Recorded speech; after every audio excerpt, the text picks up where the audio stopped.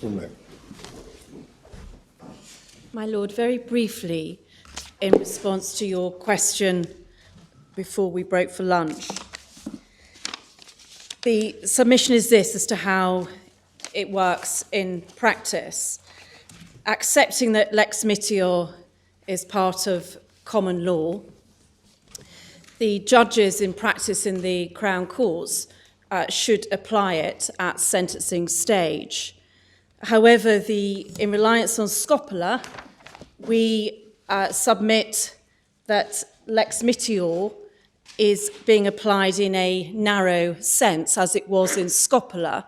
So it is being applied at a time when the statute is in force, on the same date, for example, or after that date when the person is coming to be sentenced. So it doesn't bite in our submission for this case, in the wider application in relation to the historic cases and so on that I was questioned about this morning, the person 20 years later who then points to a statute. Sorry, let's have your formulation. When the statute is in the force on the same date. Perhaps put it this way. Just formulate the proposition. The defendant is sentenced in accordance with statutes in force at that time. Lex mitior applies if there are two statutes in force, the one giving the more lenient disposal sentence is the one that the judge following common law should apply. So I'm breaking that down. The penalty within that statute, the most lenient one, should be applied.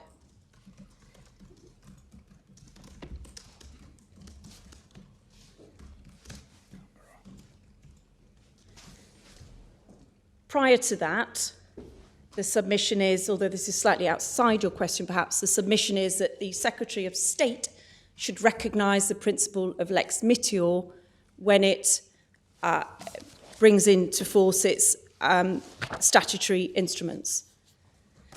If it doesn't recognise the lex mitior principle, it doesn't prevent the judge who is exercising its own discretion and following common law to apply lex mitior and read down any statutory instrument which conflicts with it.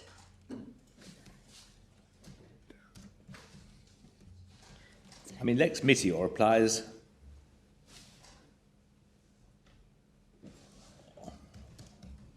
on your case, does it, if there are not two statutes in force at the same time? In other words, it's... I mean, that's this position here, because they weren't in force at the same time. You say they should be in force at the same time, merely because the government or the executive or parliament has decided to change the law. Yes, because it's the abolition of the IPP point, but the point is obviously the point of sentence, looking at the penalties that are available, and if there is a possibility of a more lenient penalty, that should be applied at that stage. And so in this case, where the IPPs have been abolished, a more lenient sentence should be applied following lex mitior. Well, then scopula on the face of it was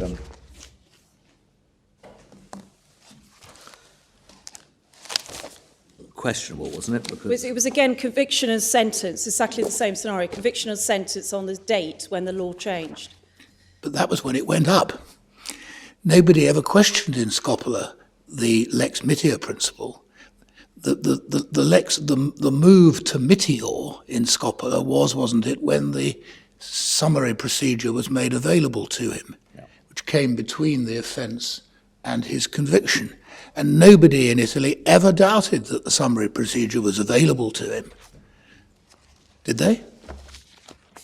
As far as I understand, no, it wasn't. I'm going to come back to you on that date with the scopula on the conviction and sentence on that date. But the The principle, I don't want to bite into too much of the time because of the 20 minutes I have left, but, that is in terms of the principle. It's a narrow application of lex mitia. It's very clear we submit from Scopola and from the authorities, including treaties, that, and it's a simple exercise, that the more lenient penalty should be applied at the sentencing stage. It's not a complicated exercise in our submission.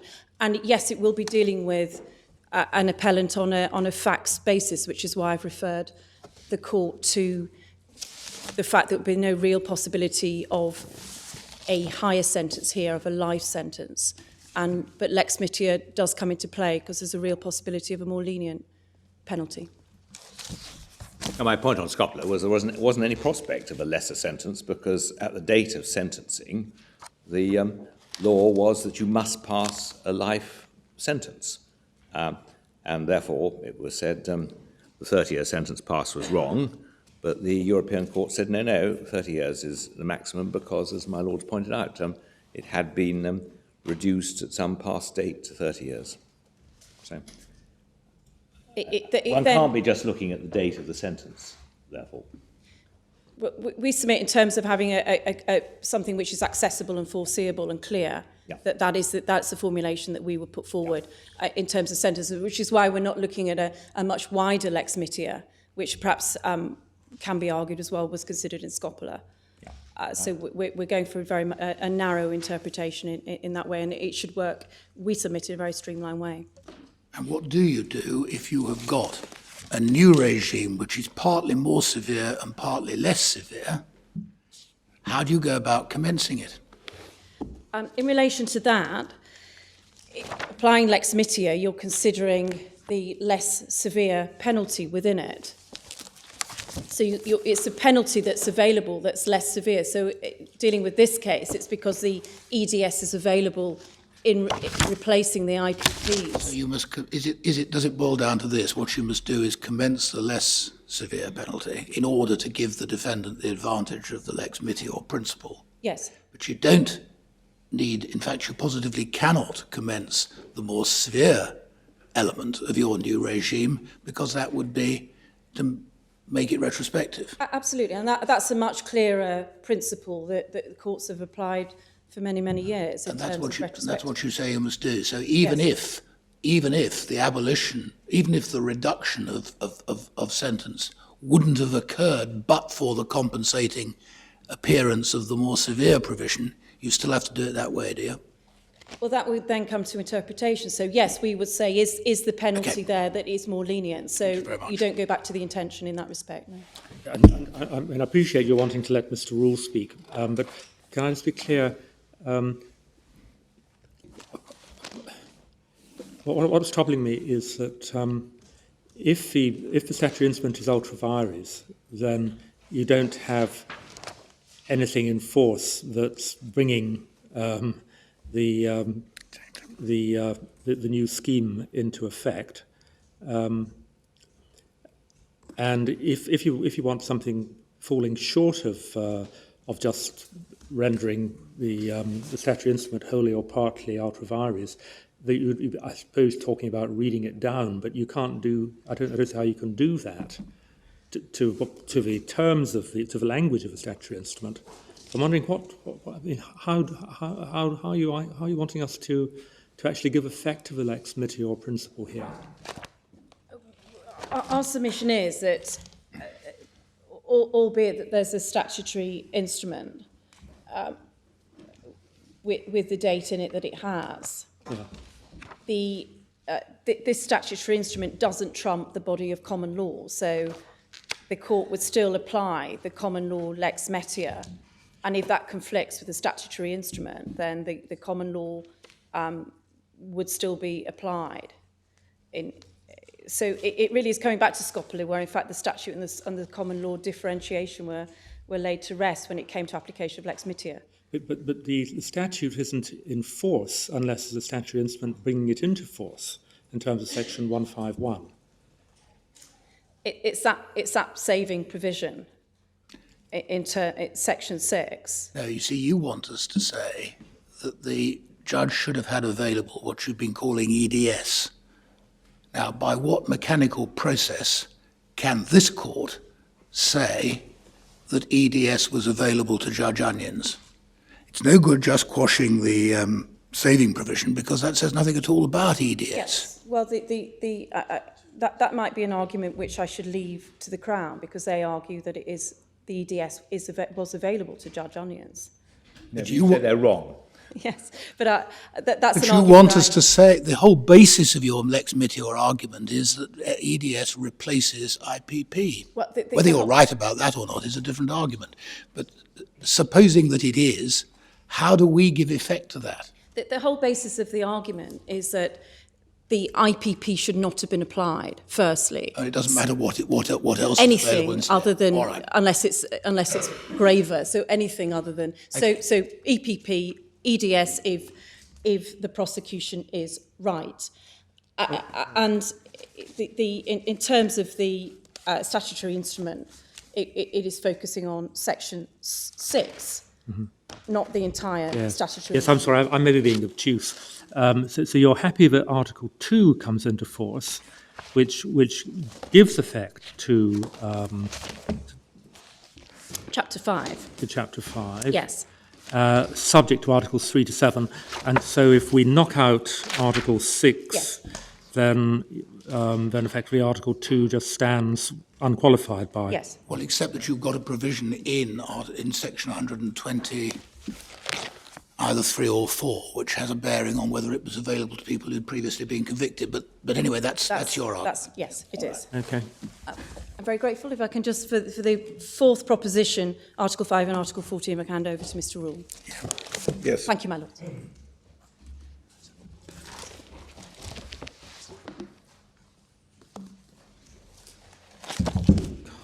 Please, my Lords, I don't have particularly long. I recognise the time constraints to address this, and I'll be as expeditious as I can. I hope you'll forgive me for perhaps too much expedition at times. 3 preliminary points to the raising of Article 14 in the ambit of Article 5 and of Article 7 in this case. The first is that the appellant entirely accepts the need for and legitimacy for new legislation from time to time to be enacted, and the need for a specific implementation date in that regard.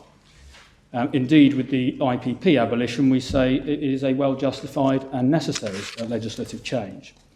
But that does not explain the second point, which is the election by the Secretary of State to have a dual-list system in place from the 3rd of December 2012 onwards, that for a reason unrelated to risk to the public or any matter that has bearing on the validity or necessity of an IPP, it continued thereafter to impose an abolished sentence upon a category of those sentenced after its commencement and not on others. All things being equal, one person was liable to the IPP, one was not, even after the EDS, if I may refer to it as such, extended determinate sentence, has come into force. And the third preliminary point is that we are not concerned here with re judicata or any sentencing being reopened. We are concerned with those who have yet to be sentenced to final judgment, if I put it in those terms. So the practical problems or public policy against reopening concluded matters does not bite on the submissions of the appellant before my Lords. The lack of necessity for a dual system can be exemplified by the Criminal Justice and Immigration Act 2008, bringing into force the first set of amendments to the IPP regime as of the 14th of July 2008, which implemented it by reference to sentence date, so that all those sentenced thereafter, if the offence post-dated implementation on the 4th of April 2005, they were eligible for sentencing under the new and less severe regime. And that's examined, if I can give a reference, in the C case, tab 32, page 1144, particularly at paragraph 2, 1147H to 1148A, but I won't take my Lords to it unless you wish me to do so. Returning to the 2 central questions that have relevance in the appellant's submissions on Article 14, I take, if I may, as read whether or not we come within the ambit of protection of liberty or protection of penalty imposition. It hasn't been disputed by the other parties, and certainly on the basis of Clift and other cases, it would appear that we're well within the ambit question. And that leads us on to the question of analogous or comparable, sufficiently similar situations. And in that regard, my Lords know the nature of the legislation. The first point I make is equivalence of risk. In both the IPP and the EDS, sections 225 as it was prior to December 2012, and the section 226A insertion, both have precisely the same assessment of risk, precisely the same thresholds for imposition. The previous offences of such severity as they're scheduled, or the nature of the index offending requiring a substantive period of punishment of 4 years or so, or more than that. So we return to the operation of this statutory instrument to two individuals sentenced on the same day, by the same court, even at the same time. They may have committed the same index offence together. Each meets the criteria of dangerousness, but simply by reason of the fact that they have been convicted on a separate date, as in the plea or verdict, either side of the 3rd of December. When sentencing on the 3rd of December or thereafter, each is subjected to different preventative measures. The consequences or the reasons behind the differential might be that one had absconded, and he has the benefit, if one puts it in those terms, of the EDS scheme as opposed to the IPP. One may not have been produced to court for sentencing or for plea on a previous occasion. One, as in the appellant's case, may have pleaded guilty. Co-offender may not have done. So I give that context to where we say discrimination arises and differential treatment that isn't justified.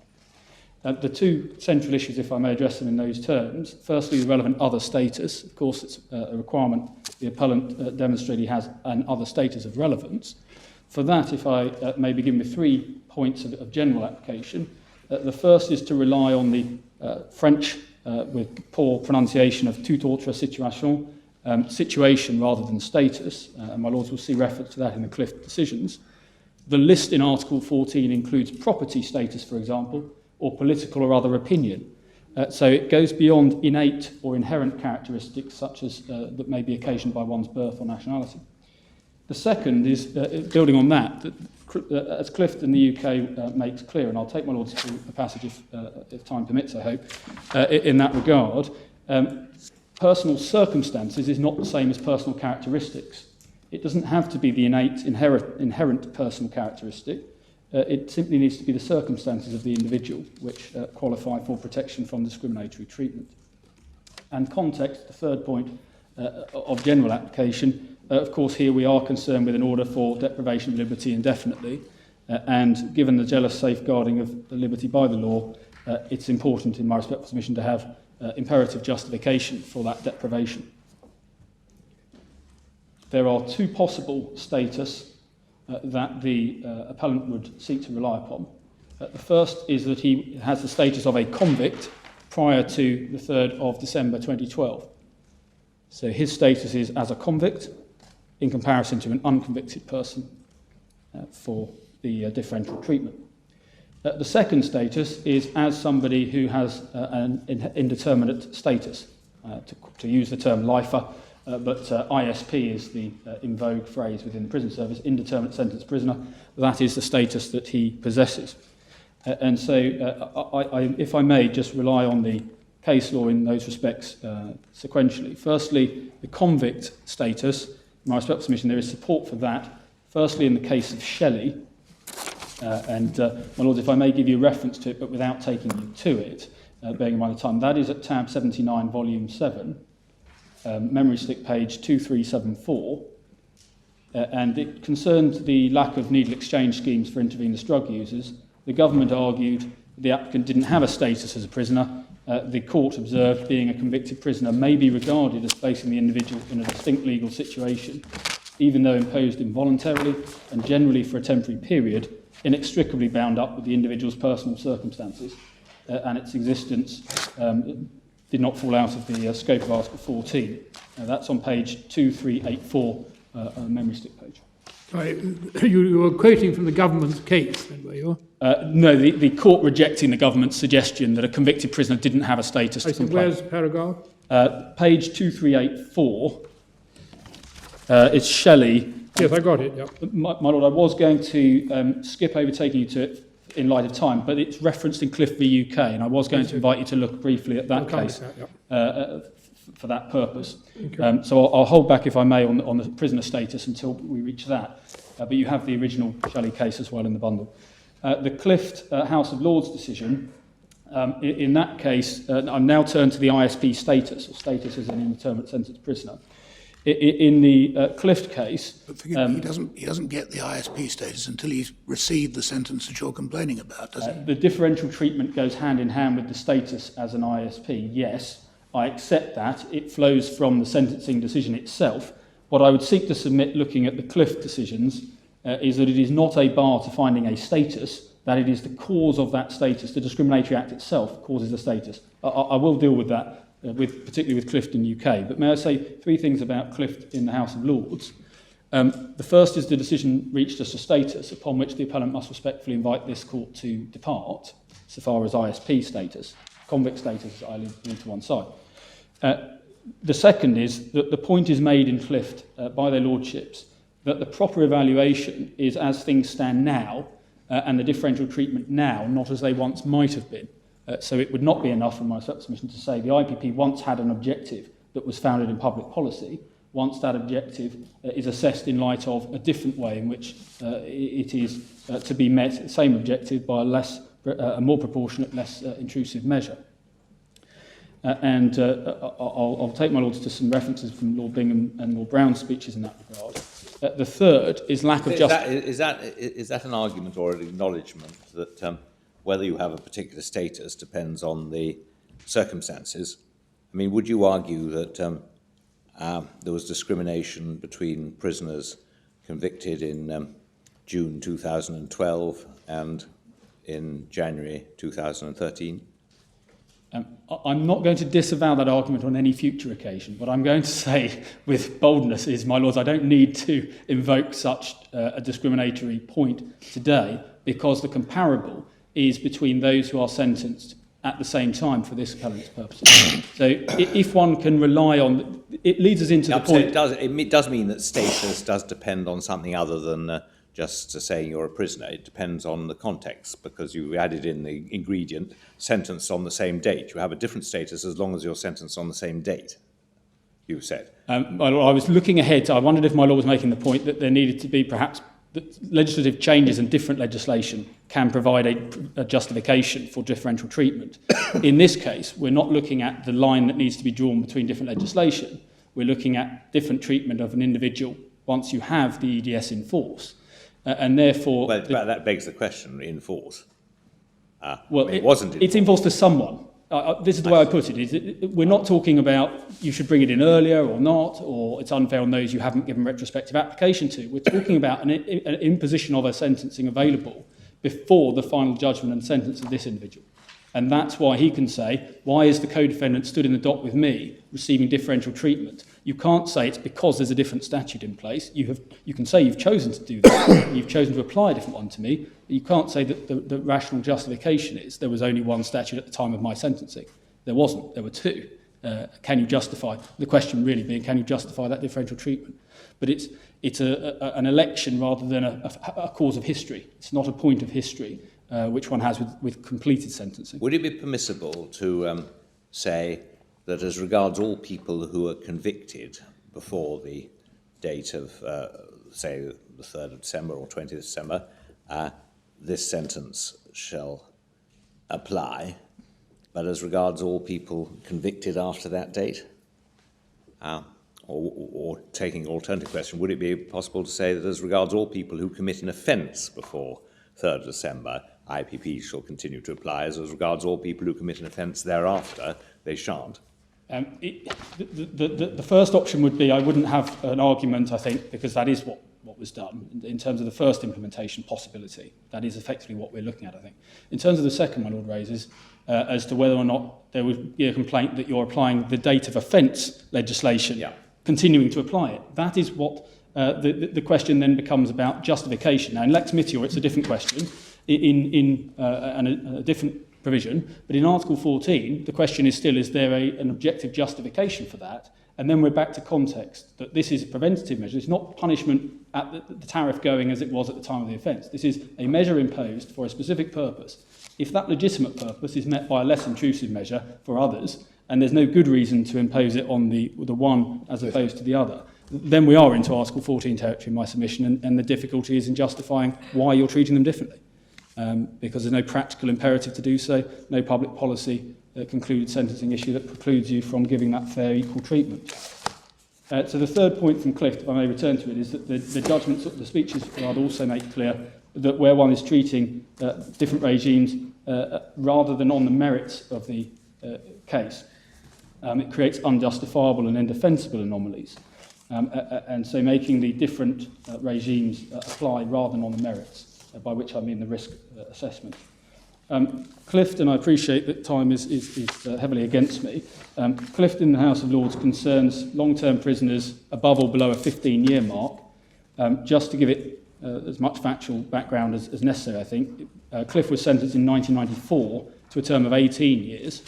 As a consequence of that, in 1998, an order was brought into force which made the 15-year mark relevant to his status. It hadn't been a relevant status before, it hadn't existed, because he was simply a long-term prisoner above 4 years under the legislation. So this is a creation of his status and also a recognition of differential treatment as a result of it at the same time. Lord Bingham, at paragraph 28, which is in volume 1, the core volume, tab 1, please.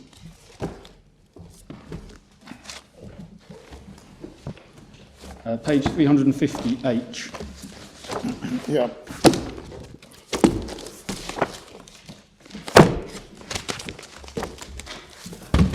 This may well be familiar to the court from its consideration of Clift previously, perhaps an important passage concerning status, where Lord Bingham explained, was considering the first point as to whether the personal characteristic had to be independent. I'll return to that with the Clifton UK decision.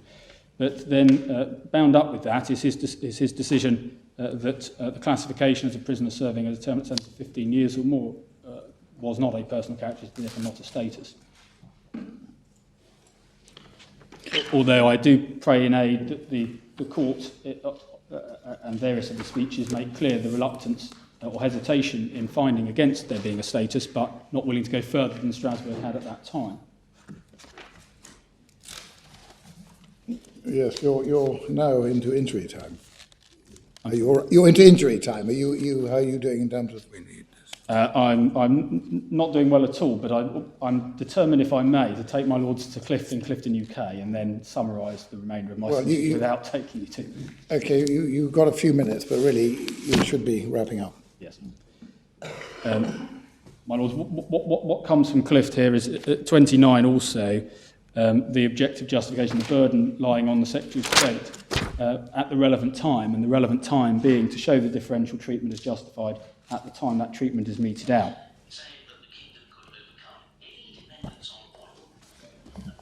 Paragraph 33 on page 352. Sorry, can you shut it down? Thank you. On page 352, paragraph 33, still in Lord Bingham's speech, talking about when anomalies are defensible or indefensible, essentially. Yep. And the changes by then, paragraph 38 also, whatever the position in the past. Yeah. Lord Hope concurred, and just for references for my Lord, pages 355, paragraph 48, and paragraph 49, suggesting give a generous medium to other status and some express reluctance, but unable to go further than Strasbourg. Lord Brown, if I could be forgiven for just taking you to that part of the judgment, paragraph 68 and into Lord Brown's speech, he is talking about the indefensible anomaly by the legislative changes. So legislative changes of themselves, or the legislation being X rather than Y at a time, was not deemed to be an objective justification. Indeed, he points to it as suggesting it's become still less defensible as time's gone on and the legislative changes have been made.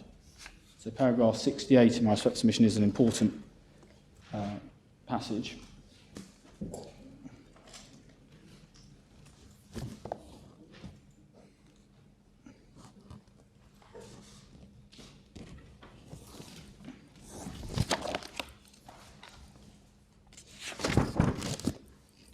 Yes? My Lords, Clifton UK is tab 2 in the same core volume, and it deals with other status on 58 and 59 on page 378 to 379. I won't invite my Lords to read on that page 378, but if you turn to 379, Shelley is mentioned at the top. It's also mentioned at paragraph 51 of this judgment. That's the Shelley case that I was mentioning. A convicted prisoner would become another status. And paragraph 60, the cause of the discrimination was able to produce also the characteristic that otherwise didn't exist independently.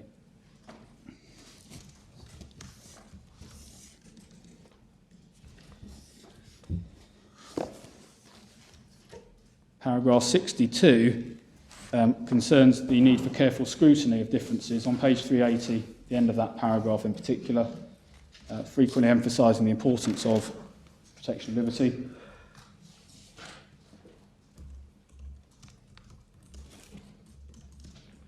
And paragraph 66 and 67,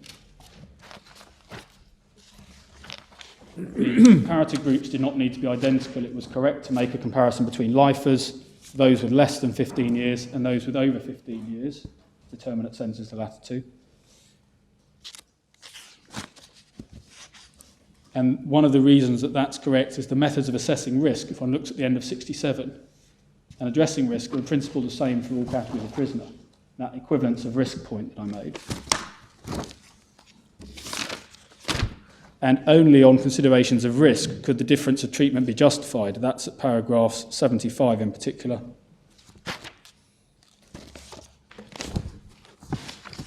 (76) accepts that bright lines can be drawn, but at 77, it's clear they must be directed at that, in this case, higher risk. A legitimate aim pursued.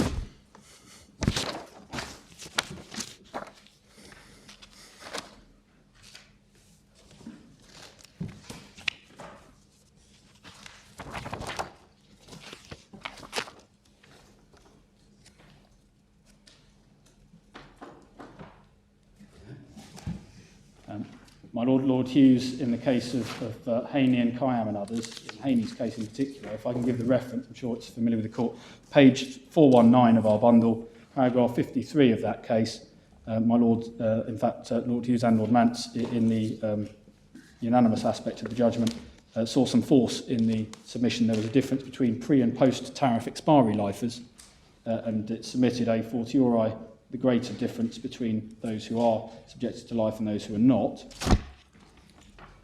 I've said the IPP's justification is founded in future risk. There is Court of Appeal authorities to that extent in the bundle.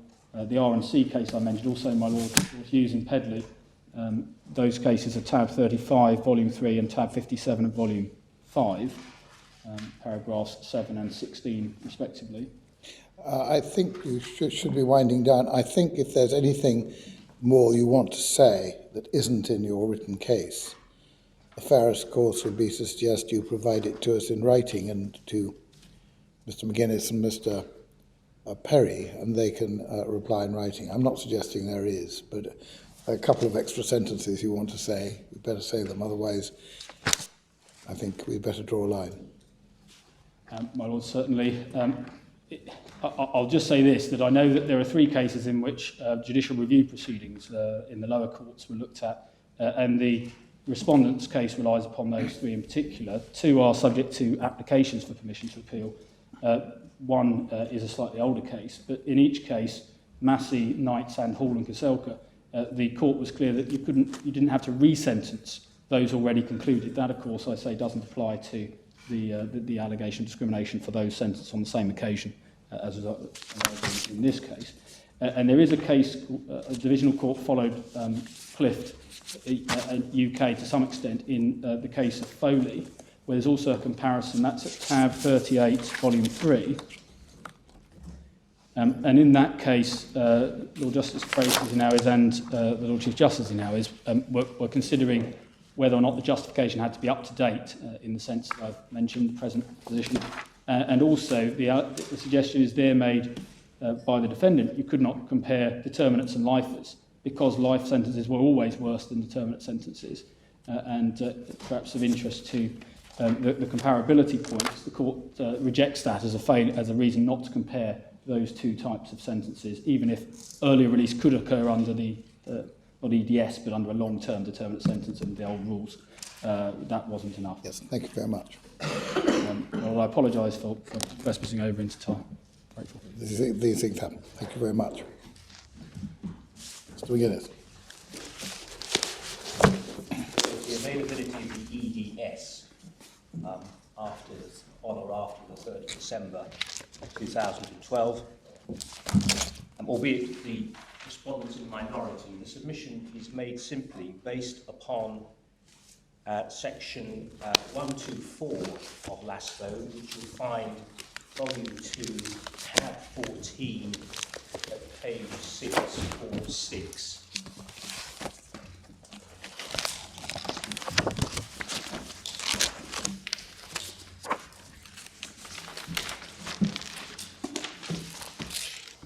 What was the page number? 646. Thank you so much. Yep. Looking at 2261A, the appellant was a person as from the 3rd of December 2012, convicted of a specified offence either committed before or after the 3rd of December, and according to section 124, an EDS was available.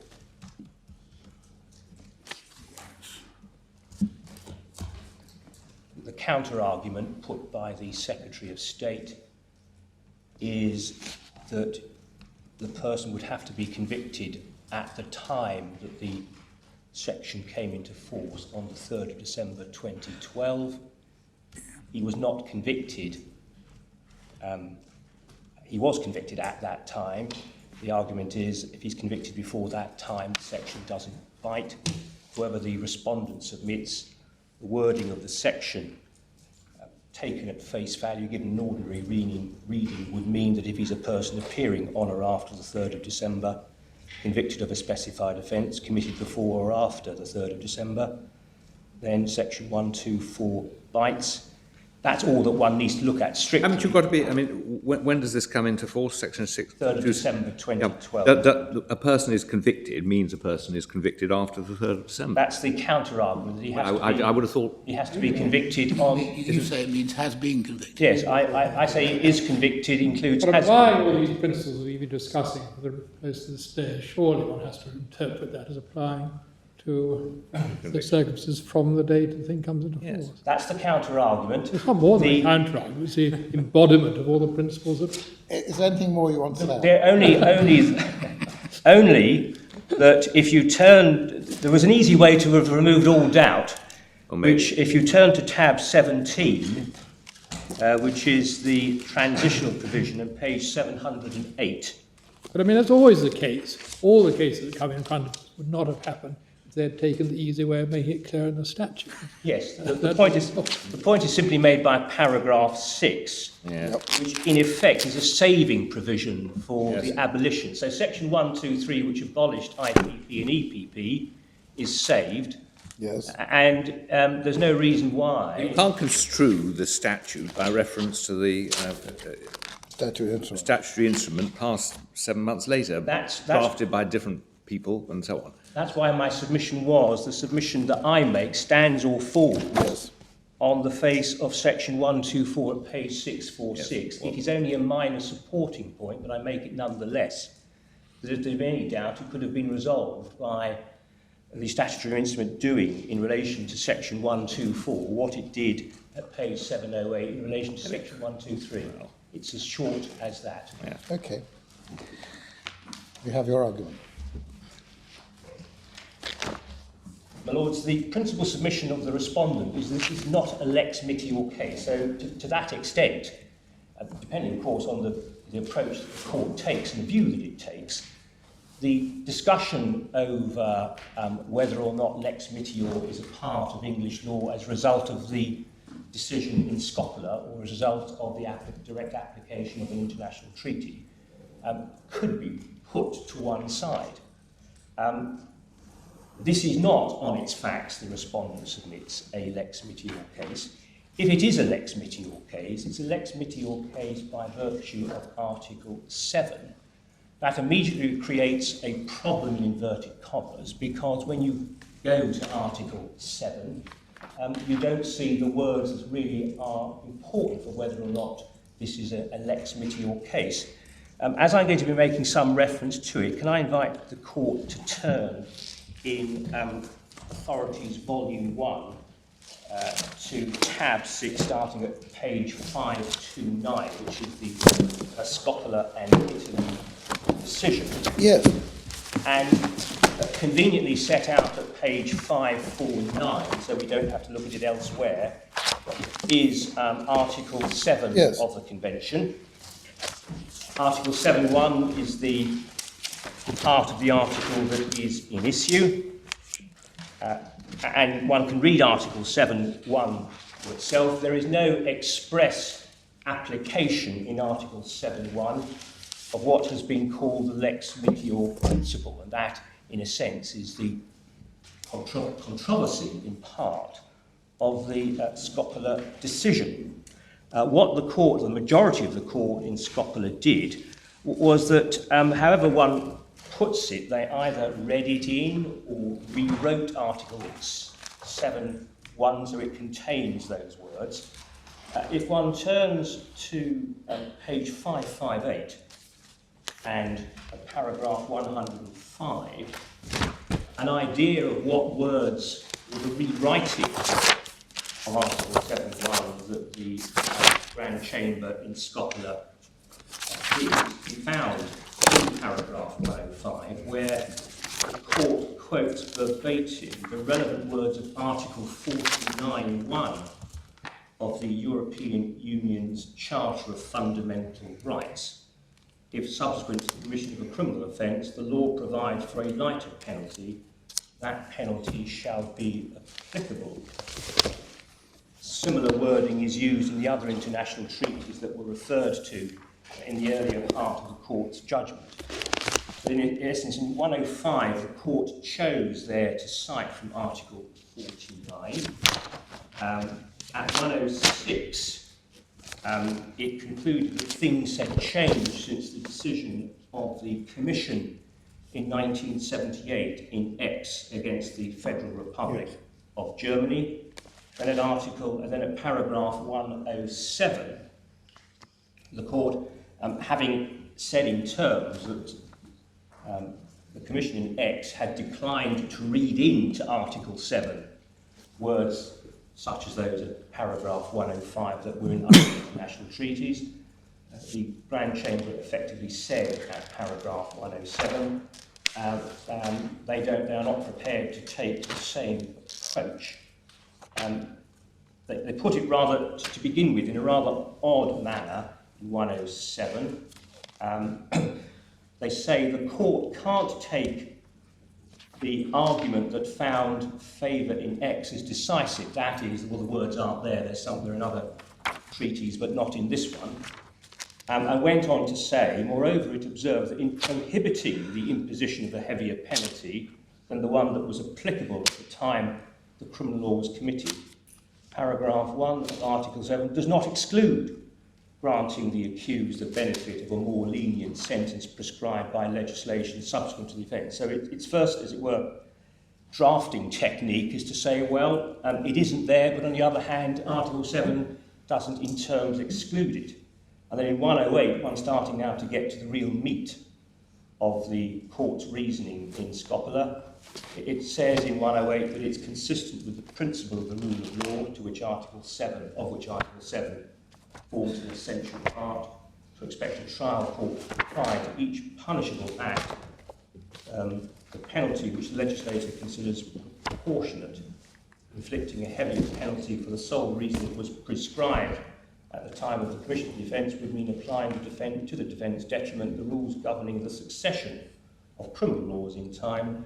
In addition, it would amount to disregarding any legislative change favourable to the accused, which might have come in before the conviction, and continuing to impose penalties which the state and the community it represents now consider excessive. The court notes that the obligation to apply from among several criminal laws the one whose provisions are the most favourable to the accused is a clarification of the rules on the succession of criminal laws, which is in accord with another essential element of Article 7, namely the foreseeability of penalties. And then the court slightly reformulates it again in paragraph 109. In addition to those paragraphs, could I just invite the court's attention to paragraph 95 at page 556, Yes. which is a paragraph included as part of the court's judgment, because it appears under the heading of the court's assessment. And the respondent submits that paragraph 95 is part of the key to the answer in this case as to why this is not a lex mitior case.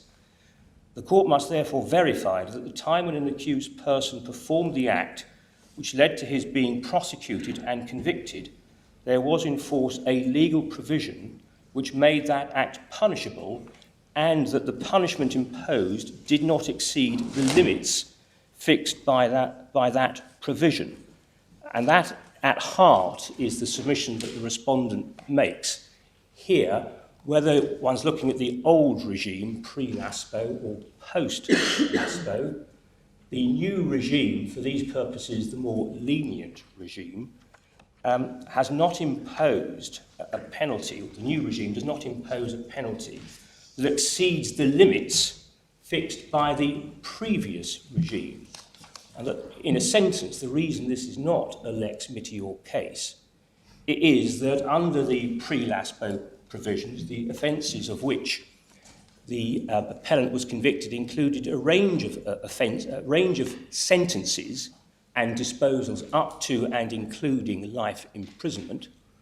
And after the LASPO amendments, the range of sentences differed because an alteration had been made by LASPO, but they included a range of sentences up to and including life imprisonment.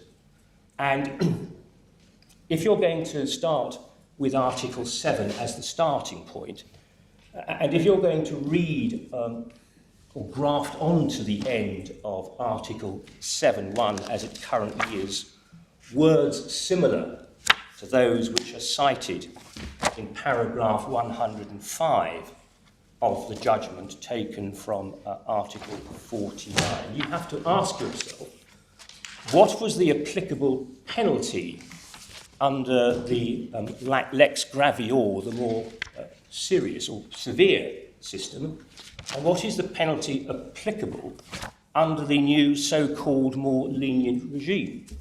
And the respondent puts it that way because that is the way in which the more familiar limb of Article 7, the lex gravior limb, is phrased in Article 7.1. The first sentence, as we all know, of Article 7 says that you can't be guilty of a criminal offence by conduct which wasn't an offence at the time that it was committed. And in the second sentence, nor shall a heavier penalty be imposed than the one that was applicable at the time the criminal offence was committed.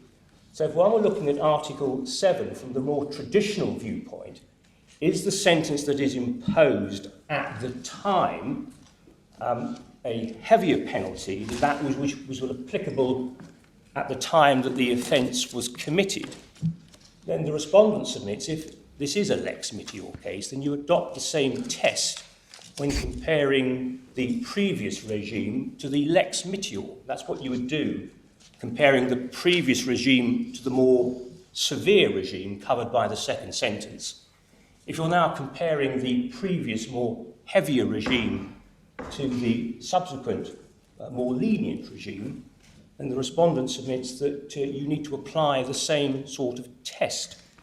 Is the post-LASPO sentencing regime that was applicable one that is more lenient than the regime that was applicable beforehand. And in that respect, the respondent submits that much assistance is gained from the decision of the House of Lords in the case of Utley, and, before I move on to Utley, that that approach is entirely consistent with paragraph 95 that I've just read out to the court from the judgment of the court in Scopola. Did the punishment that was imposed exceed the limits fixed? I should say that paragraph 95, as it appears in Scopola, is a direct lift from the decision of the court in the case of Kwame against Belgium, which is copied behind volume 7, tab 74, starting at page 2166 is the manuscript page. And if we turn to that,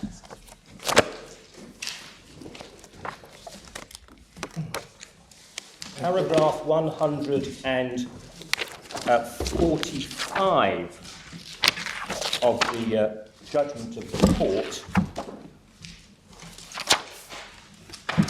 which is between pages 2219 and 2220. Yes, on these paragraphs with two paragraphs. Yeah. Yes. What we see at paragraph 95 of Scopola starts 4 lines from the bottom of page 2219 and moves over halfway across the top line of page 2220. So in saying what it did at paragraph 95, the court in Scopola was following what had been said in the Comey and Belgium decision. My Lords, can I then move, please, to Utley? Just before you leave Scopola, could I just take you to page 571?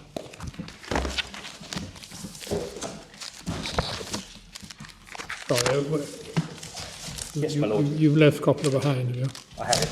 It's just where one's looking at the extract from the Travaux Préparatoires, and they're putting down the arguments for including the Lex Meteor and for not including it. Yes. But the last sentence I thought was quite interesting. This is an argument in favour of Lex Meteor. The laws imposing new and lighter penalties were often the concrete expression of some change in the attitude of the community towards the offence in question.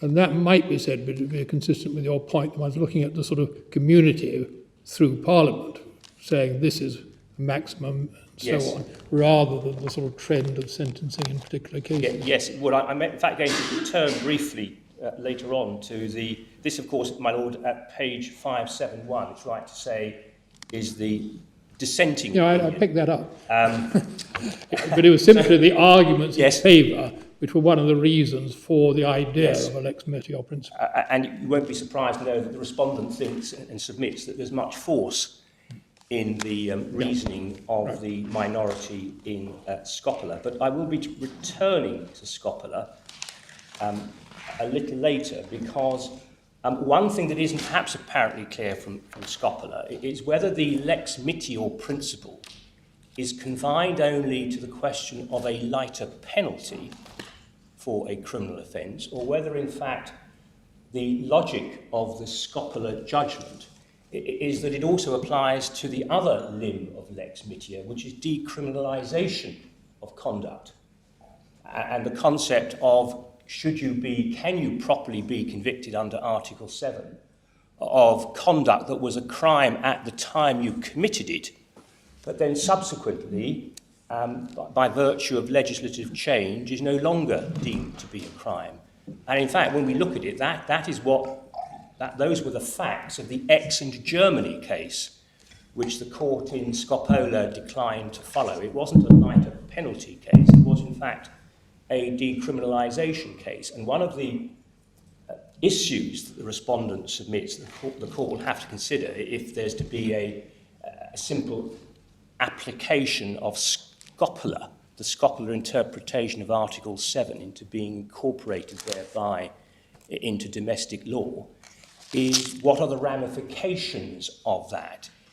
Is it confined only to the concept of the penalty being reduced? We had an intermediate case, actually, in the Privy Council, in a case called Ferguson, I think, from Trinidad and Tobago, where the defendants were suddenly found in the middle of their trial, or as they were about to be tried, that they were the beneficiary of a new law which had been brought into force, whereby after 10 years from commission of the offence, all offences were time-barred, a sort of Italian-style law. And the government suddenly woke up to the fact that it was about to lose the right to prosecute people for probably the most serious fraud ever prosecuted in that, alleged fraud ever prosecuted in that jurisdiction. So they then revoked the law by an emergency law. But for a week or so, these defendants all were in the joyful position of saying, we're free. Nobody argued lex mitia, but logically it's a point which might, as you say, arise for consideration. Would it come up as a matter, I mean, apart from that rather unusual circumstance, would it come up in an English context? I mean, would you prosecute as a Crown for an offence which had ceased to be criminal? It came up, in fact, in the Ex in Germany case, because I think it was post-conviction that the legislation was amended. And my Lord raises a good point as to perhaps prosecutorial discretion. If conduct has ceased to be an offence at the time that proceedings are commenced, but was an offence at the time that the conduct was allegedly committed, no doubt that would be an issue in a criminal court that would be, I suspect, the subject of an application to stay the proceedings for an abuse of process. Of course, the difference not if it was trading with the enemy or trading with Saudi Arabia. No, I agree.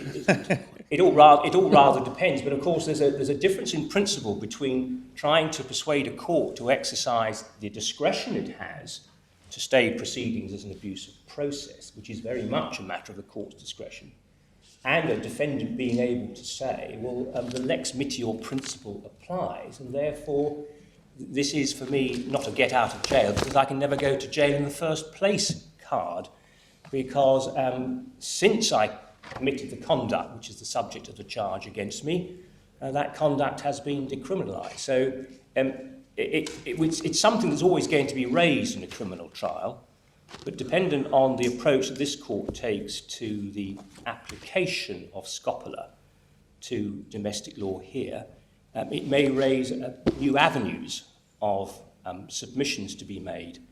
And I say that rather depends on how one interprets the judgment itself in scopular, as I say, to which I will return.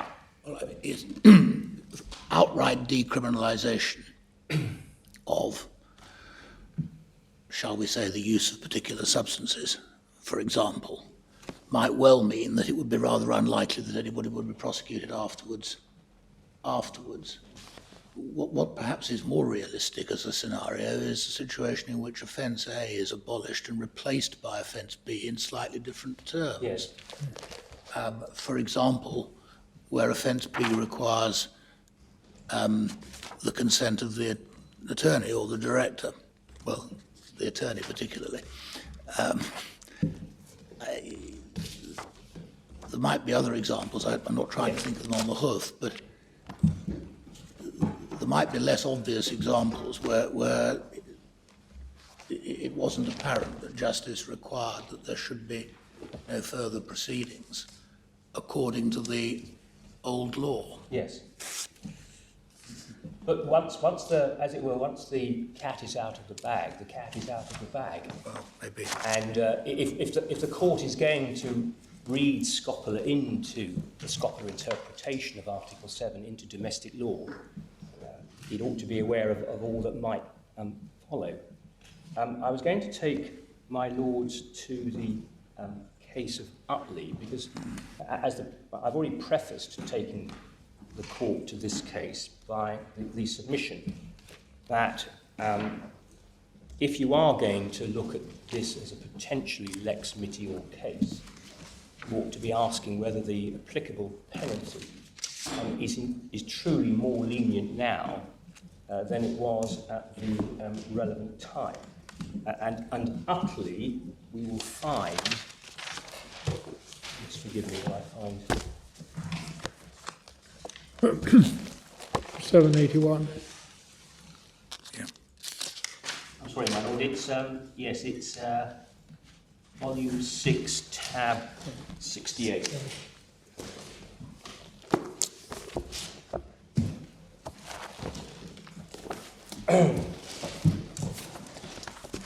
My lords have already been introduced briefly by my learned friend Miss Brimelow into the issue that was at play in Utley, but the framework for the challenge by Mr. Utley to the sentence that he in fact received was Article 7.1.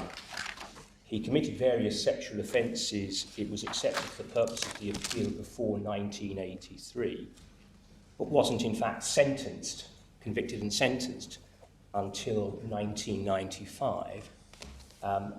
He received a particular sentence, and it was undisputed that the practical consequences of his receiving a 12-year sentence in October 1995 was that he would, in one sense, have been more severely dealt with than had he received the same sentence in 1983 at the time of the commission of the offences.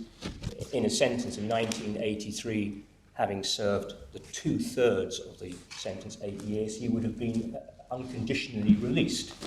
However, by 1995, the regime had changed, as a result of which he was, albeit still released at the 8-year point, the 2/3 point, he was released on licence. He was subject to licence conditions, and also, which wasn't the position back in 1983, he was subject to recall, and also would have been liable for breach of his licence provisions. And Mr. Utley's challenge to the sentence that he did receive was based upon Article 7.1, simply saying that he had received a heavier penalty than that which was applicable. So in other words, he in 1995 had received a penalty heavier than that which was applicable when he committed the offences in 1983. And the House of Lords, in determining that question, focused on the meaning of the word applicable as it appears in the second sentence of Article 7.1.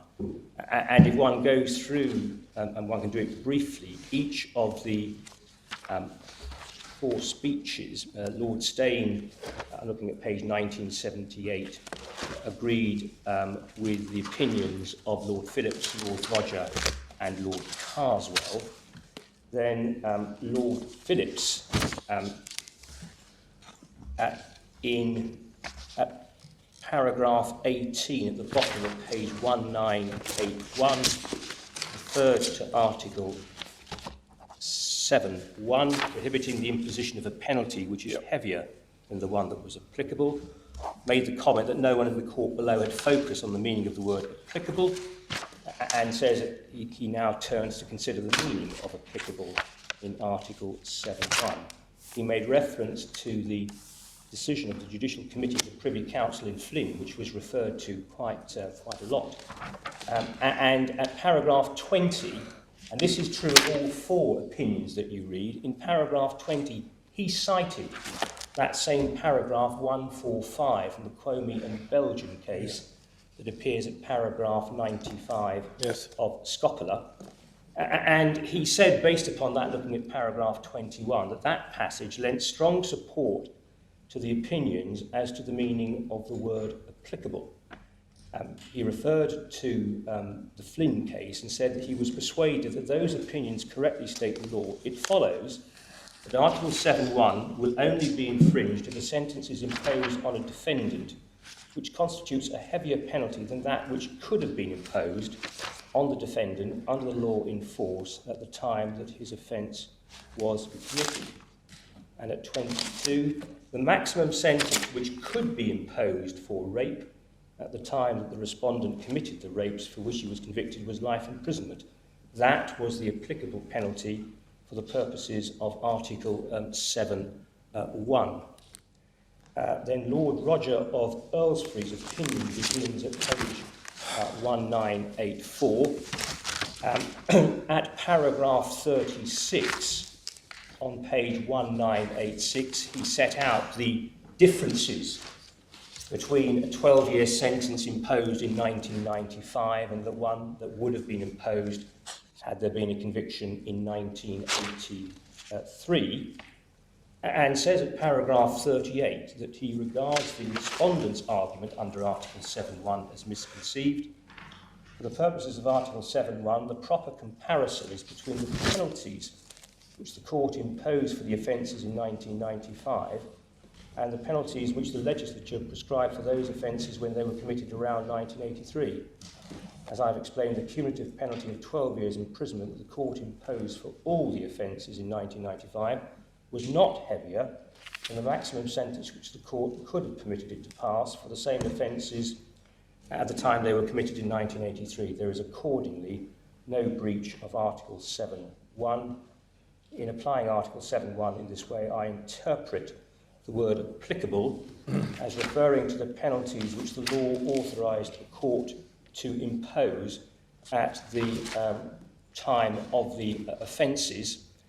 And then, my lords, over on page 1987, at paragraph 40, if I pick up the last sentence, he said, in practice, however, changes in the law which are designed to allow a heavier punishment for an offence that has already been committed may tend to be made for the purpose of unfairly penalising the past acts of particular individuals for political or other reasons. Article 7.1 eliminates that risk. That's the lex gravior sentence.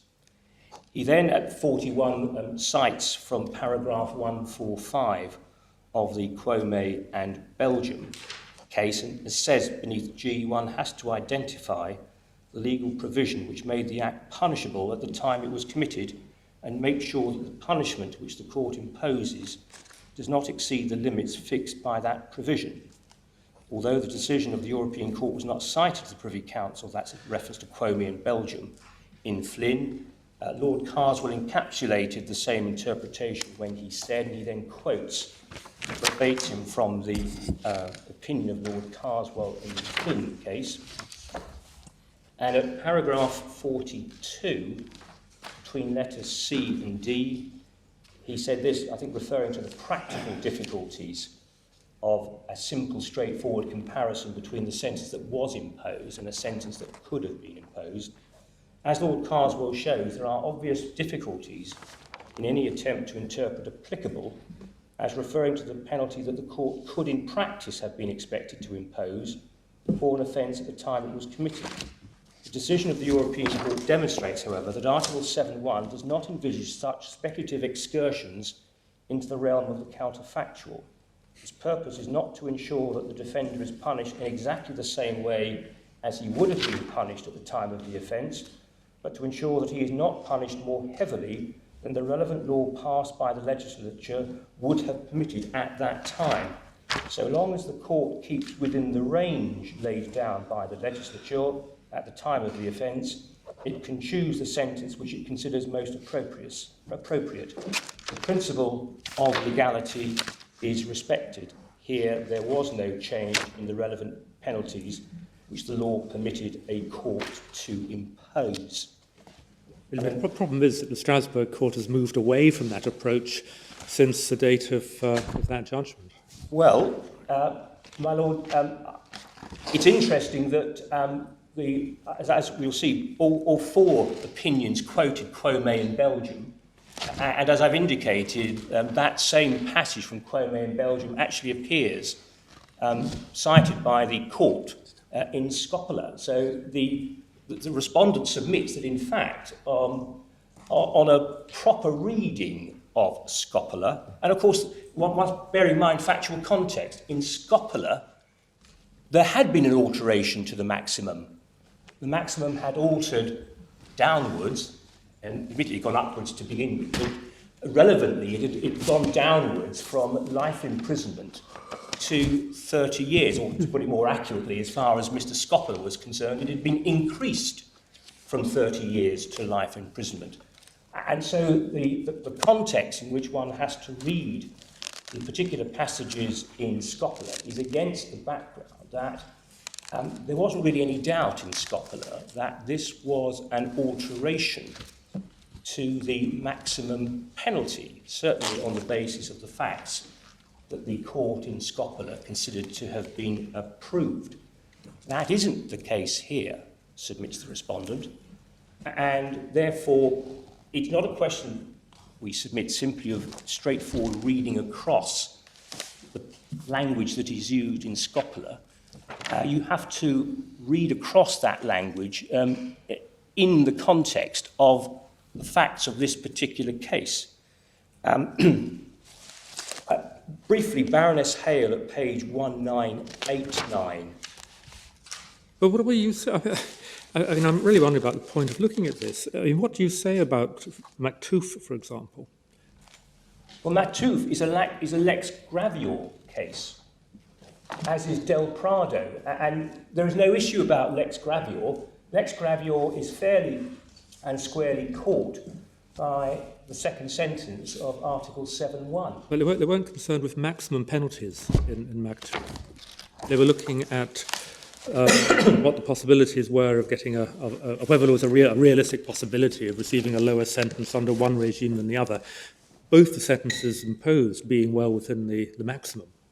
My Lord is quite right, but the points of distinction for both Mactooth and Del Prado, not only were they lex gravior cases as opposed to lex mitior, in both jurisdictions there was a clear statutory set out principle of lex mitior. In other words, the domestic law of both the relevant countries in Del Prado and Mactooth made it plain that the principle of lex mitior applied. That is, that if there'd been a change, that which was most favourable to the defendant would be the one that would be applied. And so in terms of their results, both Del Prado and Mactooth can be analysed as cases where the Strasbourg court found that the domestic court had a straight option between the old law and the new law. It was obliged, whichever one it chose, to choose the one that was most favourable to the defendant, and in each case it chose wrongly. But forgive me, McGuinness, you're quite right that in Mactooth there was an express lex mitior provision in the domestic code, or in one case the domestic code, in the other case the semi-international code. Yes. The problem isn't so much whether it's there or not, it's what it means when it is there. And you're asking us to say from Utley in the House of Lords that what it means is that what matters is the maximum sentence. What matters is when you're comparing the new regime to the old regime, is the maximum. It's not simply enough to find a specific sentencing provision that's in the new regime that wasn't in the old regime, and you can say, well, that looked at alone is less severe than one that was abolished under the old regime. The respondent submits that you've got to look at the totality of the regimes. Well, that's a different point. But can we just stick with what you were trying to get out of Utley in the House of Lords, which is that what it means is the maximum, what is permitted. Yes, what is now, permitted. Utley went to Strasbourg, of course. Yes. And got a short answer. But it's not an answer, is it, which reveals what Strasbourg thought about what the House of Lords had said? My Lord is quite right. In fact, it got pretty short shrift. Yes, but on a different basis. I don't particularly. I know that the Secretary of State does. I don't particularly pray in aid, because it's always difficult when a case is rejected by the Strasbourg court on the basis that it is inadmissible, to read very much into the judgments, which tend to be somewhat brief. Well, we can look at it if we need to. It's in volume 7 at 81, but what they said, as I understand it, is simply that changes in the early release rules aren't part of the penalty. Yes. which means that they didn't express any view one way or the other about what the House of Lords had said. No. Right. No. Neither one way nor the other. It's neutral. Okay. You were going to tell us whether you got anything from Lady Hale or... Oh, yes, my lord. Lady Hale at 45, at the bottom of 45, she also quotes paragraph 145 of the Comey and Belgium. I mean, if they say nothing different, Lord Roderick, we can... The only point that Lady Hale makes is that she emphasises the words, she puts them in italics in 45, of prescribed by law.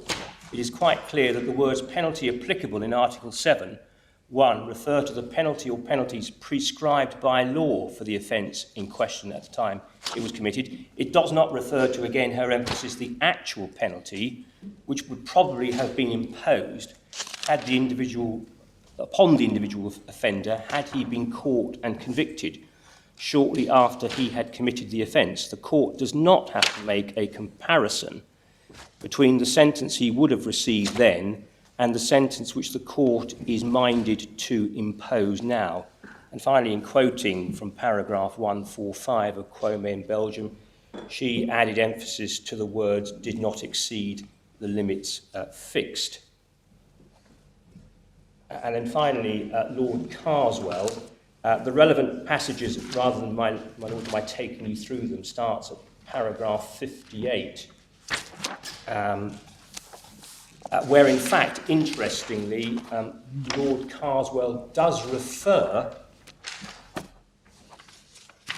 to the International Covenant on Civil and Political Rights, 1966, Article 15.1, which is to all intents and purposes identical to Article 49 of the European Union Charter. So he expressly referred to that third sentence in Article 15.1, saying, in fact, that that sentence gave support to the interpretation propounded on behalf of the appellant, that in the previous sentence, previous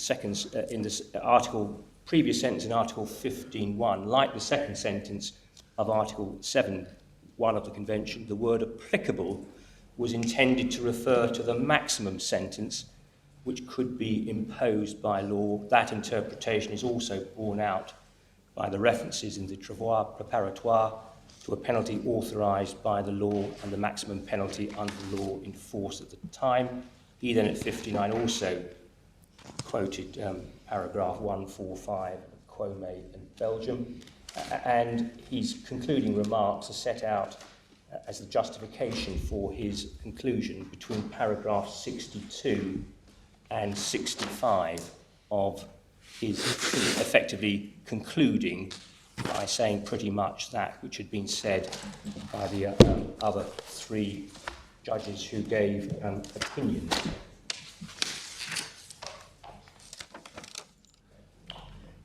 Thank you.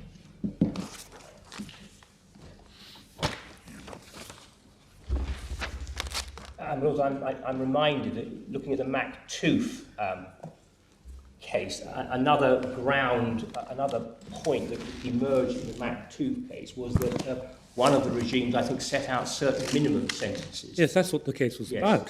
When the maximum penalty available under the older code had been death, and that wasn't available under the more modern code.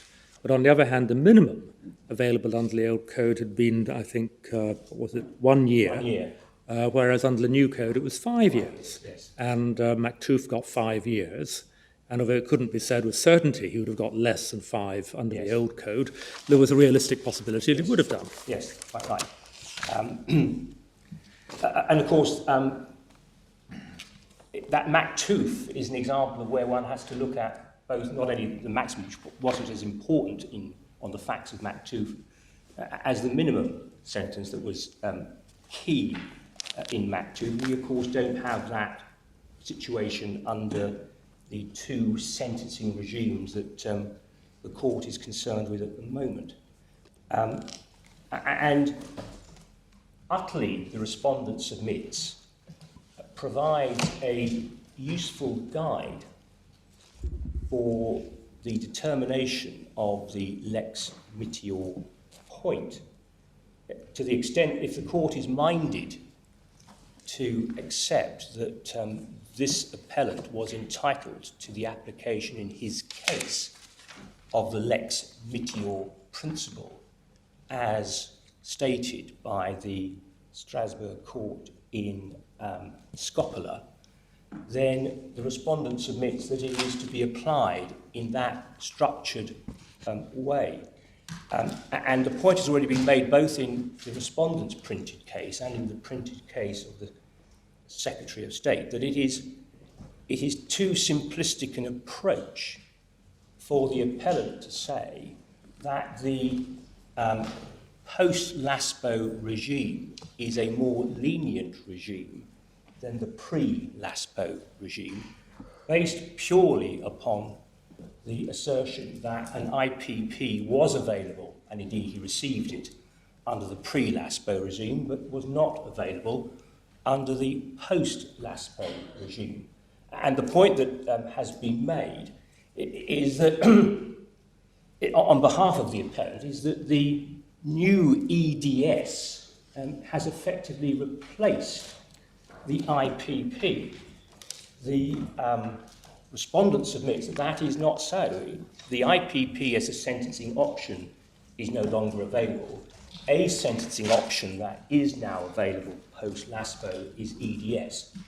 But the mere fact that one option is no longer available and there is a new option that is available does not equate to the proposition that the latter replaces the former. And that was made plain in the two judgments to which my learned friend Miss Brumelow referred the court to this morning before we broke for lunch. That is the Saunders case and the Birkinsas case. Can I take them in order in terms of time, please?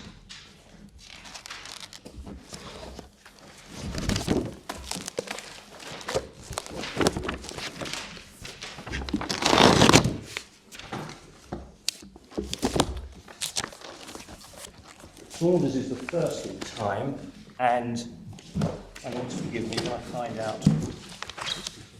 Tab 64, thank you.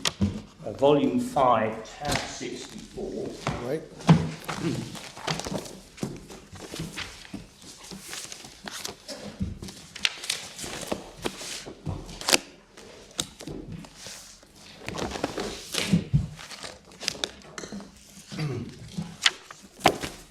And can I invite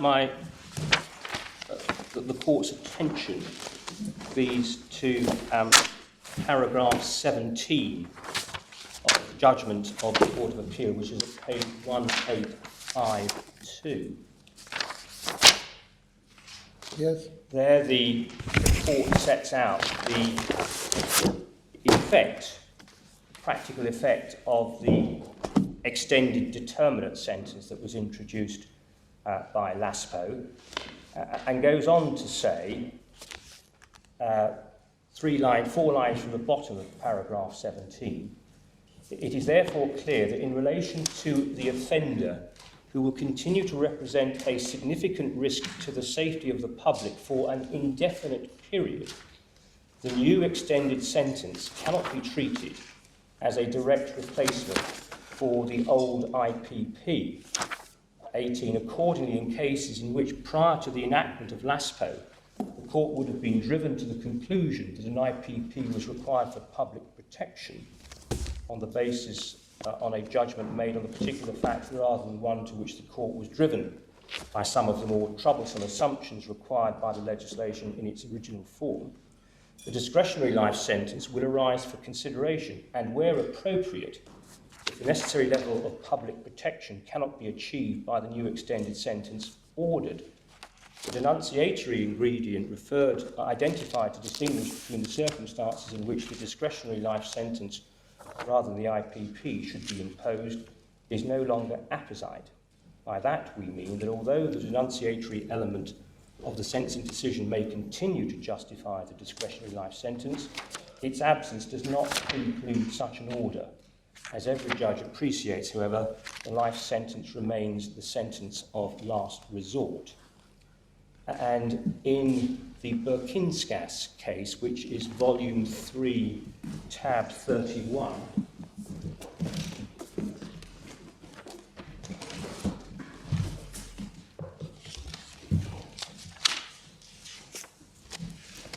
the gist of that, I mean, I was suggesting it, the gist of those paragraphs is that the new extended sentence is, generally speaking, more lenient than the IPP, isn't it? With the result that you may be forced in future to consider a discretionary life sentence. It's more lenient, my Lord's quite right, in the sense that it is finite. As was discussed before the lunch adjournment, one would expect the same term to be set. So, for example, the appellant, Mr. Docherty, received a minimum term of 5 years, 4 months in respect of his IPP. That equates to a determinate term of 10 years, 8 months. Had he been sentenced to an EDS, because of the length of the determinate part, which was in excess of 10 years, and also because his offences, Section 18 of the 1861 Act, appeared in Schedule 15B, the position is that he would have been entitled to be considered for parole, for release on licence, having got to the 2/3 point. Yeah. The parole board might or might not do so. But once he had served, at worst, the entire sentence, and once he had served the entire 10 years and 8 months, at that point he would have been released, subject, of course, to the licence conditions. And the point that's being made in Sanders is that for some offenders, the EDS may be an appropriate sentence for an offender who, before the change in December 2012, would have received an IPP. But there may be other offenders who, before the change in December 2012, would have received an IPP because there was no need for the denunciatory element, because the practical differences before December 2012 of an IPP and a discretionary life sentence were so minimal that it wouldn't have made that much difference. However, post the 3rd of December 2012, if the court is of the view that there does need to be an indefinite period put into the sentence to be determined once the minimum term has been served by the parole board as to whether or not it is a matter that's consistent with public safety, that person can be released on licence, then the IPP continues to be, the life imprisonment sentence is an available sentence, and one which, as is apparent from Saunders that I read out, the Court of Appeal was actually indicating was one that the court, in an appropriate case, will need to consider. And that was Lord Judge, Chief Justice, and Lord Thomas, Chief Justice, effectively said the same thing in the Berkinskas case at Volume 3, tab 31. It starts at page 1043. And the relevant paragraphs, my lords, paragraphs 16 to 19, between pages 1050 and 1051, where the same 2 points are made by Lord Thomas as were made by Lord Judge. First, that an EDS is not simply without more a replacement for the now abolished IPP. And secondly, as made plain in paragraph 19, and also that there will be cases post-December 2012 where a person who would have received an IPP before December 2012 will, under the post-LASPO regime, receive a life sentence, a discretionary life sentence. Some will receive an EDS, but some will receive a life sentence. So it is not, the respondent submits, correct simply to say that because one can say, well, from the offender's perspective, the EDS is a less severe penalty than the IPP, that it must therefore follow that the new post-LASPO regime is, for the purposes of Lex Mitior, a more lenient regime. And of course there is an anomaly, not that there aren't always anomalies, but the anomaly in this case, of course, is that, which just goes to show how you can't take this simple approach, is that my learned friend says she supports the submissions of the Secretary of State that the EDS is not available because the appellant pleaded guilty or was convicted before the 3rd of December. The anomaly here, of course, is that having said that the post-LASPO regime is the more lenient regime that she wants applied to Mr. Docherty, the disposal that she's asking for, effectively, when you look at her printed case, is an EPP. In other words, asking for the very sentence that on the same occasion that the IPP was confined to history, so was the EPP. And that just goes to illustrate that you can't simply say that this is a black or white situation.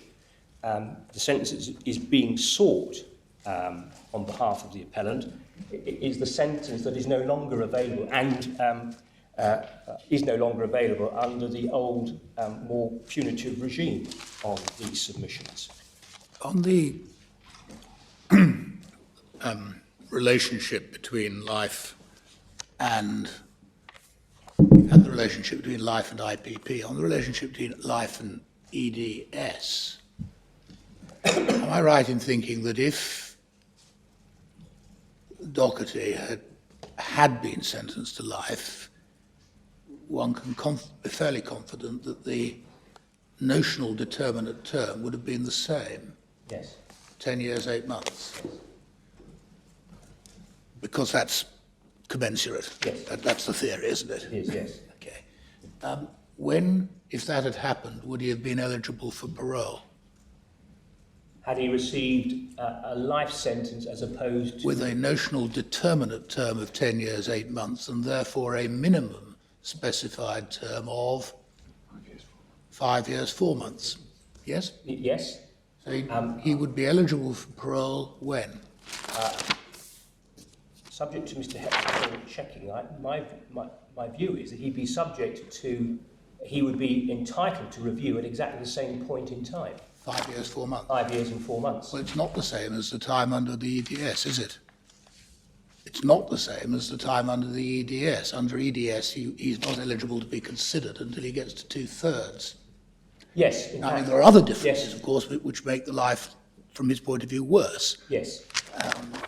It may not happen and the license will last forever. But it is just one of those Works. facts, isn't it? Yes.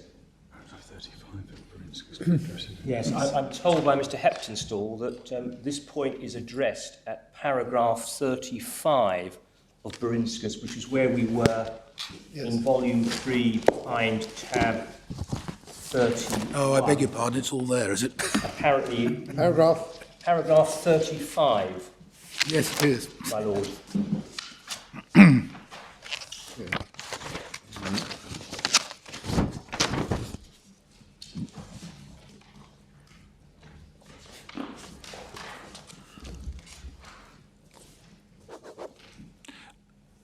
Yeah, exactly the point. Yes.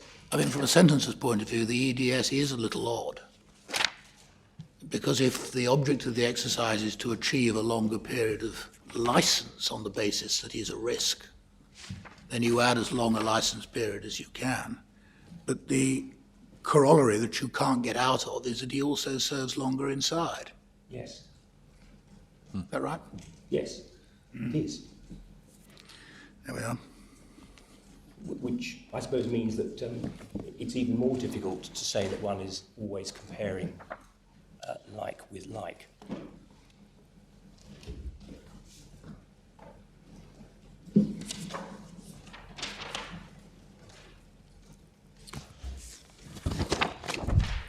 Well, Lords, the appellant relies on the direct application of a number of international treaties, but in effect, the court may think that none of those really adds to Article 7 as interpreted by Scopola. if the appellant is right about the scopular interpretation of Article 7 being of direct application because it is Article 7 and because it is a decision of the Grand Chamber, then the appellant's other submissions about the direct application of other international treaties really add nothing to the argument. And indeed, it's apparent from the way my learned friend has put it that her argument is based principally on Article 7 and scopular. I don't propose in those circumstances to say any more about the submissions that are made about the direct application of international treaties other than Article 7 of the Convention. You submit, do you, that if for some reason Article 7 doesn't apply, or the international treaties would, if they apply, go further, they're not part of our law? Correct. Fine, thank you. Well, can I then deal briefly with common law? My learned friend points to a number of examples of how she says either the principle of lex mitior is directly applicable under the terms of the common law, or that the common law ought to catch up with, should be catching up with the scopular view of Article 7. We're here dealing with legislation. That is a fact. It's legislation that has set the sentencing powers, and therefore, to some extent, common law is a bit by the by, because we are here dealing with the specific application or otherwise of legislative provisions.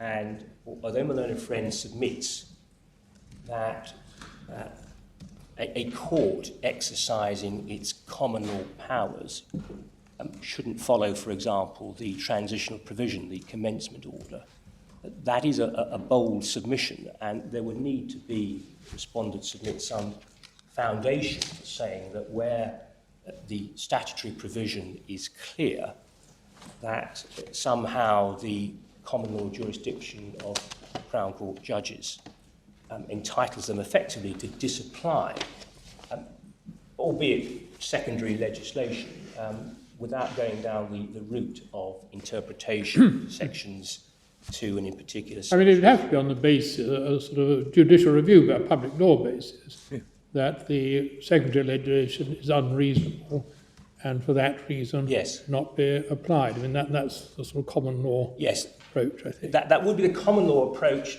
in the higher courts, but of course, it could be in the Crown Court as well. Well, Yes, Boddington and British Transport Police. It's a classic example. Exactly. I mean, if it were a good point... If it were a good point, yes. Which I say nothing about at the moment, it certainly would be something which the Crown Court or the Magistrate Court would have to take account of. There are 4 examples that are referred to, or 4 examples that are referred to in the learned friend's skeleton argument. She relies firstly on the provisions of Schedule 22 of the Criminal Justice Act of 2003. That's the schedule that dealt with how the courts should sentence those people convicted of murder and therefore bound to receive the mandatory life sentence, but who do not fall to be dealt with directly under Schedule 21, which of course applies to those convicted of murder, where the murder is committed after the effective date of introduction, which was the 18th of December 2003, and therefore fall to be sentenced after the 18th of December 2003. In that straightforward situation, the sentencing judge must have regard to the statutory criteria and scheme set out in Schedule 21. Schedule 22 deals with the defendant who doesn't fall within the straightforward application of Schedule 21. And Schedule 22 is set out in volume 2, tab 13, starting at the very bottom of page 636. Thank you. Yes. And Schedule 22 addresses 3 different types of prisoner, for want of a better word, who doesn't fall within the straightforward provisions of Schedule 21. And over on page 637, paragraphs 2, 3 and 4 of Schedule 22 deal with the first category of such a prisoner, a person who has been convicted and has received a mandatory life sentence, and one looks at paragraph 2, had been notified by the Secretary of State of the minimum period which, in the view of the Secretary of State, that person should serve before he or she was released on licence. And in effect, paragraph 3 gave that person the right to apply to the High Court, effectively to have the tariff reviewed by reference to the provisions in Schedule 21.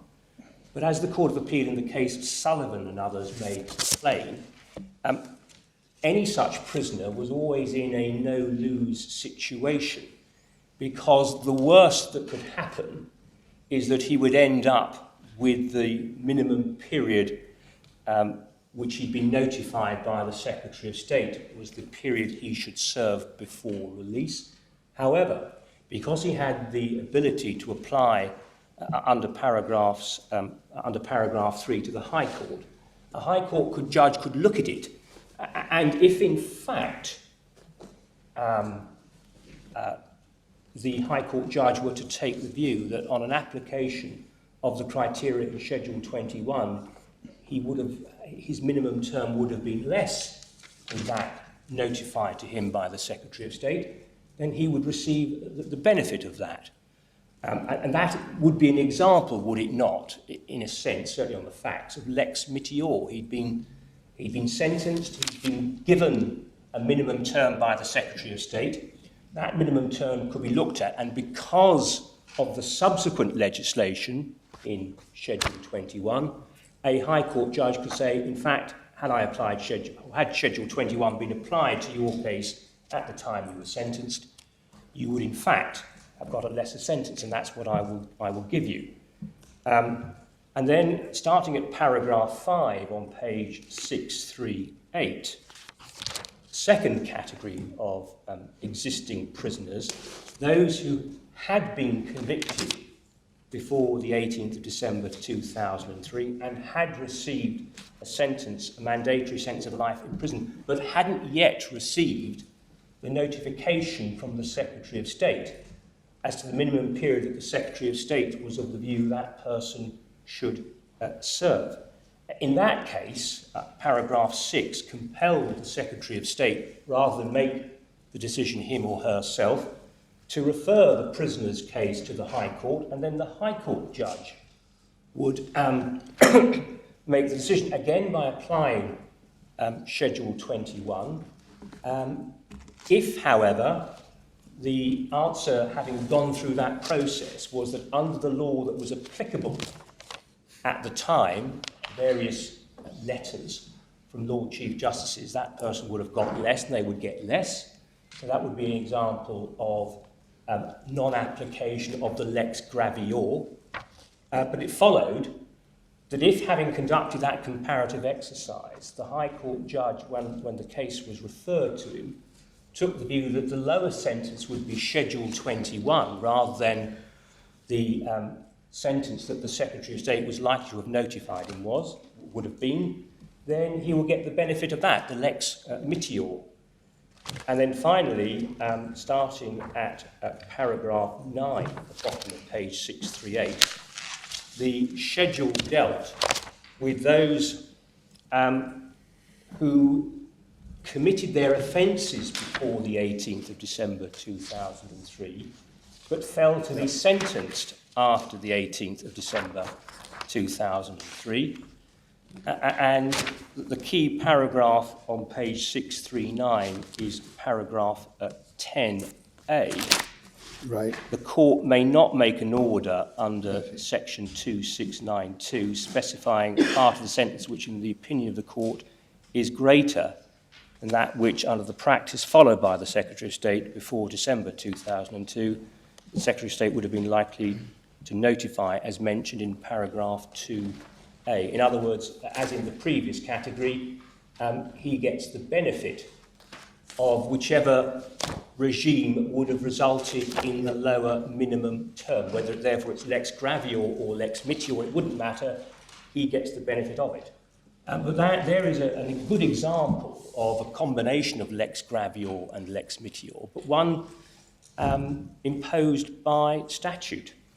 My learned friend also refers, in support of her common law proposition, to the decision of the Court of Appeal in Shaw. That was the case that considered the reduction of theft from 10 years to 7 years.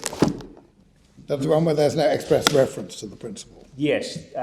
The simple answer the respondent submits to that is an example, and merely an example, of straightforward interpretation of the relevant statutory provision.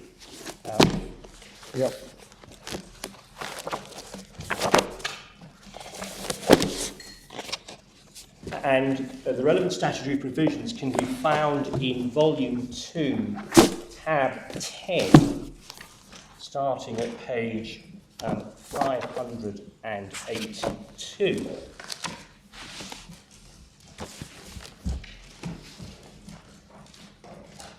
And one can see from section 26, subsection 1 of the Criminal Justice Act of 1991, it simply provided that in section 7 of the Theft Act, for the words 10 years, there should be substituted the words 7 years. So there was a reduction of sentence. However, if you then look down towards the bottom of the page to section 26, subsection 3, in relation to certain offences under the Badgers Act, the offences were increased. And if you turn over to 583 and look at 26.4, in relation to penalties for bomb hoaxes under the 1977 Criminal Law Act, again, increased. Certain sentences were increased. And the key to it was, if my lords turn to page 586, behind tab 10, there were transitional provisions. I see. In the 1991 Act, and Section 101 refers the reader to the transitional savings provisions and savings in Schedule 12. Schedule 12 is over at page 587. Yes. And as one would expect, the provisions made it plain that the increase in penalties relating to badgers and bomb hoaxes was only to apply in relation to offences committed before the relevant section came into force, but nothing was said about the 10-year, 7-year reduction.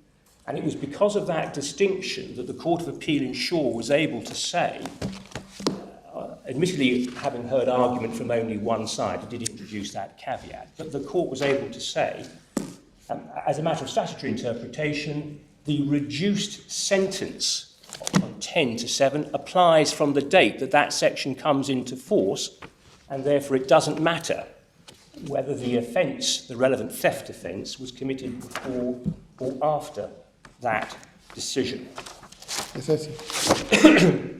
My Lord, my learned friend relied also on the case of H and others, to which you were taken.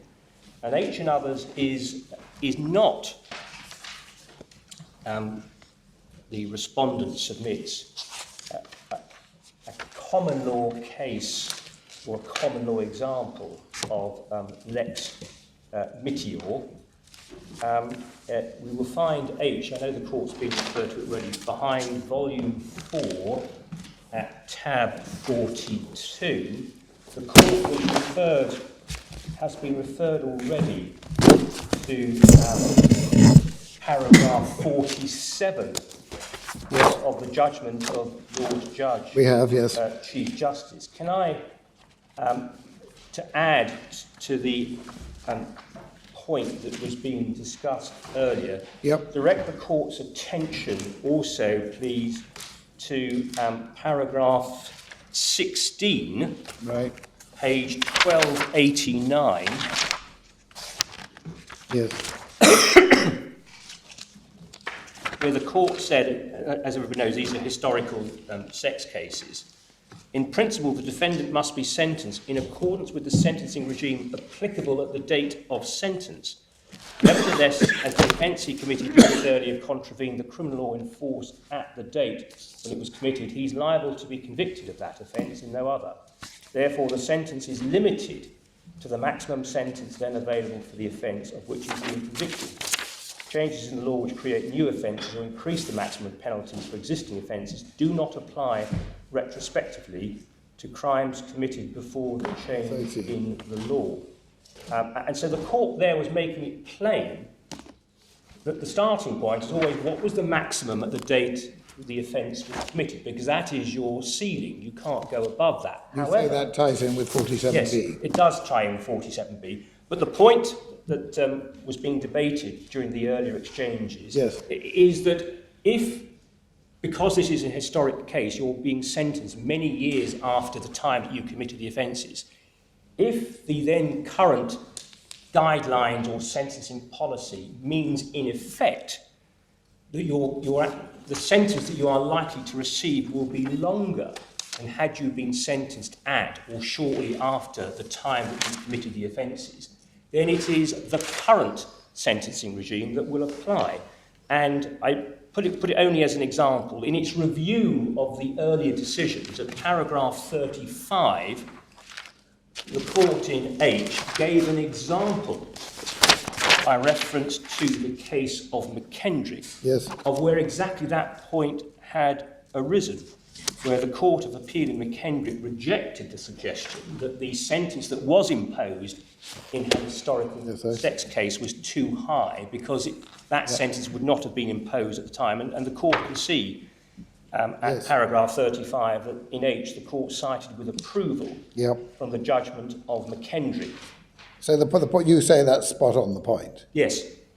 You can give a higher sentence than would have been given at the time if sentences have increased, but you have a ceiling of the maximum sentence at the time you commit. Because anything other than that would be a breach of the second sentence of Article 7.1 to give a higher sentence simply because after the time that the offences were committed, Parliament had increased the maximum available.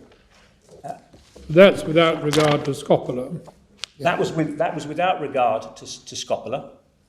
That's a common law approach in the absence, obviously, of a specific statutory provision. It is, and that common law approach is also to be found, and I'll just refer the court to this, because I think the court's been referred to it now, but a case in which those principles were applied is the case of Bell.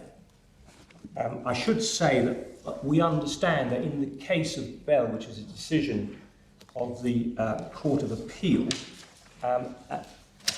there is an extant application for permission to this court to appeal a certificate having been granted in the court below.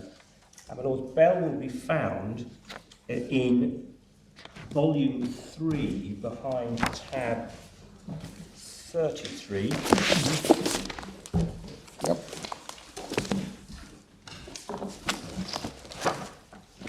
Yes. And the flavour of Bell can be perhaps gleaned from the headnote at page 1088. This was a historic manslaughter case, the defendant pleaded guilty in 2014 to an offence of manslaughter on the ground of diminished responsibility, which was committed in 2000. And he appealed against a sentence of 12 years. He appealed against a discretionary life sentence with a specified minimum term of 12 years on the ground that the recorder should have fixed a shorter minimum term in accordance with the practice of the courts at the time of the offence, and that his failure to do so breached Article 7, which prescribed a heavier penalty being imposed than the one that was applicable. And in essence, the Court of Appeal followed the principle set out in H and others, which was that whilst obviously respecting the maximum that is applicable, if you're being sentenced in 2014 for an offence of manslaughter committed in the year 2000, you are sentenced according to the guidelines that are enforced in 2014. If that means that your minimum term is higher than it would have been had you in fact been convicted and sentenced in or shortly after 2000, that is not a legitimate complaint. It's quite formalistic, isn't it? I mean, if, let's say, the maximum sentence was 7 years and it's been increased to 14, and by the time you come to be convicted, you've got masses of mitigation, and the judge reduces it to 7, which is the absolute maximum you could have got when you'd done it, you've got no complaint. Well, you would, given that example, if I'm defending that individual, I'm in the fortunate position appearing at the Crown Court of defending somebody who, had he been convicted last week, would have been facing potentially a sentence of 14 years imprisonment, but because he committed the offences many years ago, is looking only at a maximum sentence of 7 years imprisonment. I would still expect the court, respecting the fact that the maximum was only 7 years, to take due account of those points of mitigation. But that's not what H says. H says that you sentence according to current guidelines, and provided you don't go above the 7, you're okay. Well, yes, it does. But to take an example, my lord, to take your example, if the sentence had been doubled from 7 to 14 years in the 15 years since the offence had been committed, the first point in mitigation I would make, assuming that this was something I was able to say, was that my client should receive the usual discount for his plea of guilty, and therefore the 7-year starting point, which is as high as it can be, must be reduced because he has pleaded guilty, and therefore I would be starting, those were the facts, with a situation where I would be expecting. And if I were to receive 7 years in such a case, I certainly would be troubling the Court of Appeal. Precisely. Well, Lord, is that a convenient place? It is a convenient. How are we doing in terms of... I'm doing very well. In fact, I have an hour tomorrow morning, but at present rate of progress, I don't think I'll need it.